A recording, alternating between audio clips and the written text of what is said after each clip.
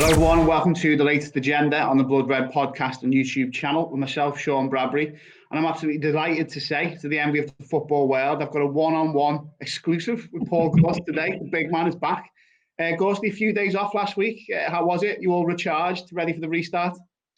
Yeah, good to have a few days off, and now it's all full steam ahead towards the Merseyside derby, isn't it, next week, where Liverpool could potentially be crowned champions, which is a crazy scenario to think about it. But yeah, it's just great to have it all back, isn't it? It will be different, obviously, behind closed doors and whatnot, but a bit of a unique time in history, I'd say, and quite privileged to be there, to be honest. But yeah, good to be back. Absolutely, yeah. It has come around quite quickly, and fingers crossed this title is boxed off as soon as possible. Another thing that we're going to discuss today that is still to be boxed off is Gini Wijnaldum's contract. So that's the main topic of this agenda, and we'll also touch on Virgil van Dijk and his situation a little bit. But let's go with Gini first of all, then Gorsty. So his current deal has 1 year left to run. Seems to have been quite a while now that we've been reporting on this, and little bits and pieces have been coming out of negotiations going on behind the scenes. And then this week there seems to have been some development, certainly from what the national media is saying, that talks are progressing quite well, which obviously is encouraging for fans. Just want to ask you first of all, then, Wijnaldum, anyone who watches the Reds would know he's clearly an absolutely key man in the squad. He's a player who epitomises the energy and the effort of that midfield, and everything you need to thrive in a Klopp midfield. He seems like he's got. I think this season, I was looking the other day on who scored, and Wijnaldum's played more minutes, I think, in the Premier League and Champions League than any other midfielder at the club. So how has it got to this stage where there's a little bit of uncertainty around his contract?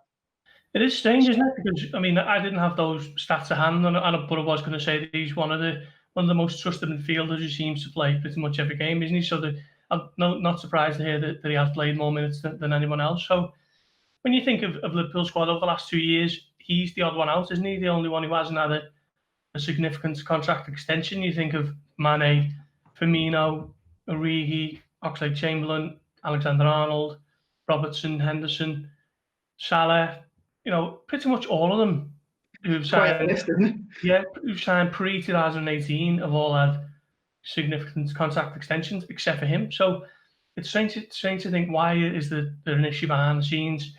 Not that I know of, but it does kind of beg the question as to why that has remained unsigned. Liverpool have put so much time, money, and effort into extending the contracts of pretty much everyone, and that was probably the main reason why there wasn't any kind of significant upgrades last summer, because all of that money went on basically securing the bulk of this squad for the next few years. So it's a glaring omission on that list that Gini Wijnaldum is still into the final few months of his Liverpool contract, really, a long-term contract signed in the summer of 2016. So I hope it does get resolved. I was told that Liverpool's contract talks have basically been shelved during the pause in play, so no real significant developments over the last 3 months. But what I would suggest is when everything returns to kind of, something resembling normality, when Liverpool are up and running again, that has to feature highly on the to-do list to get that box off, because he's so important. So as we said, his deal expires next year, so in the summer of 2021, and he'll be 30 by that time. I think it's his birthday in November, so he's getting on a little bit in football terms. But does he strike you as the type of player who can still produce at that highest level for a few seasons, and therefore would a new contract be a sound investment for the Reds? Yeah, I think so. I think he kind of falls into that James Milner category, maybe, where he just seems to have a great engine, keeps himself in top shape. He's got great athleticism, great energy. Almost I think Klopp's described him as the perfect midfielder, and for a year in Klopp's system, he probably is, isn't he? He's not someone who grabs the eyes with the goals and assists column. Sometimes you think he's having a quiet game, but he's someone who's always there, kind of setting the tempo and getting Liverpool on the front foot, turning defence into attack quite quickly. And for me, it's got to be a no-brainer. Liverpool have got to tie him down for another 2 or 3 years, because he's not going to fall off a cliff in terms of his physical attributes. That's just not going to happen. And I think he's still got a good few years at the top yet. So Liverpool have got to try and get this done and dusted, I'd suggest. We've discussed, obviously, and you've written, fairly extensively about the Timo Werner situation and how obviously the wider things that are going on in the world with the COVID-19 pandemic and financial uncertainty that's wrought on the football world, if you like, that's played a big impact there. Do you think there's any chance that could impact a new deal for Wijnaldum? I mean, at least I suppose this has been going on for a while, hasn't it? Negotiations have been going on for a while, but do you think coronavirus could almost scupper it a little bit?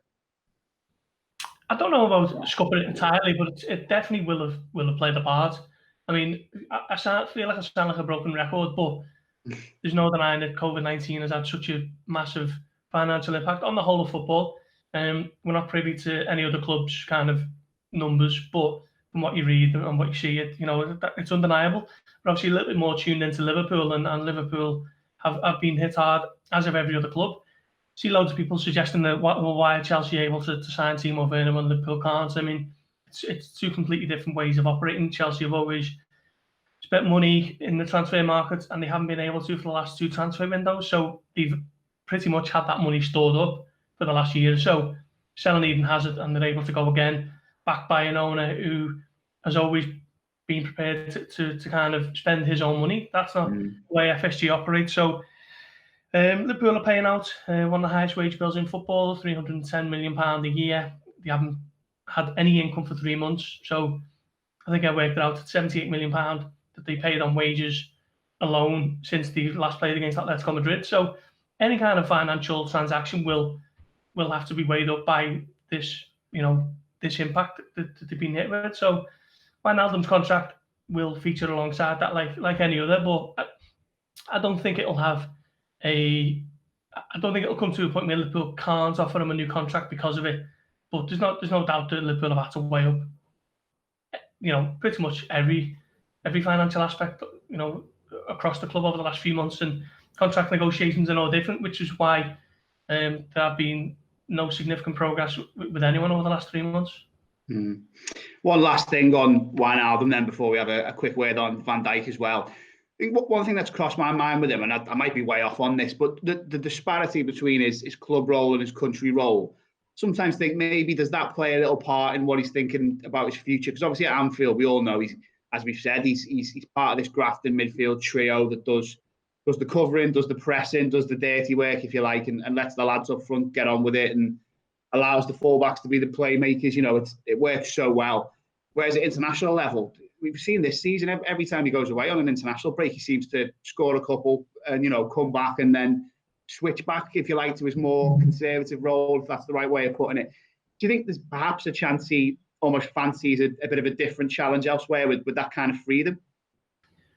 It's possible, yeah. I mean, you mentioned his role for Holland. I think it's more of a get in the box type of role, isn't it? Get on the score sheet, and I think he has over the last year or so. I think he does have a good goal return for Holland. Certainly one that's better than it is at Anfield. But there is a certain way of playing at Liverpool, and it's working perfectly, isn't it? So he has to sacrifice that for the good of the team. I think it's interesting that he's made no bones about him being very unhappy that he was left out of the starting lineup against Barcelona last year. Obviously come off the bench, didn't he, and made his mark in the way that you want. Coming off the bench and changing the game. That is the perfect way to respond when you're unhappy getting left out. But I think he's mentioned that someone like Henderson. I mean, it's difficult to say that Wijnaldum was unhappy about this because whenever you speak to him or you see him talk, he always seems very laid back and very likeable and a very happy-go-lucky guy. But he says that some of Henderson's ear bashings are a little bit annoying at times, and James Milner's got the same thing. They've got the bad cop and the even worse cop, if you like, in the dressing room where they're quick to admonish. And I know he's mentioned before that Klopp can sometimes annoy him. You're hesitant to go too far with that, but there is a little bit of a thinking that he's maybe would want to kind of. I mean, it's difficult to overstate it, to be honest. I mean, I don't think we can dwell on it too long that something like this would make him want to leave. But I don't think it's all as rosy in the garden as is made to believe. But there's no doubt that he's an important player for Klopp and one who his contributions are huge for the success that this Liverpool team has had under Jurgen Klopp. Well, just lastly, then, let's move on to Virgil van Dijk for a quick second. Obviously, one of the most transformative signings in Liverpool history, not just recent history under Jurgen Klopp. And I'm sure that the club will be keen to pin him down for absolutely as long as possible. Liverpool's a destination club now, isn't it? And you wouldn't say there's anywhere obvious that Van Dijk would go. We can win everything here at the moment, but how key is it, you think, that something is signed relatively soon with him as well? Yeah, that's another one, isn't it? So Van Dijk signed when it was January 2018, so it was a long-term deal, so that would take him 5.5 years. So there's no rush really for that one. But I think in terms of the consistency of his performances since he's been at Liverpool, probably means that if possible, that he deserves to be rewarded with renewed terms and a contract extension and a wage increase, because as you mentioned it there, one of the most transformative signings in the club's history.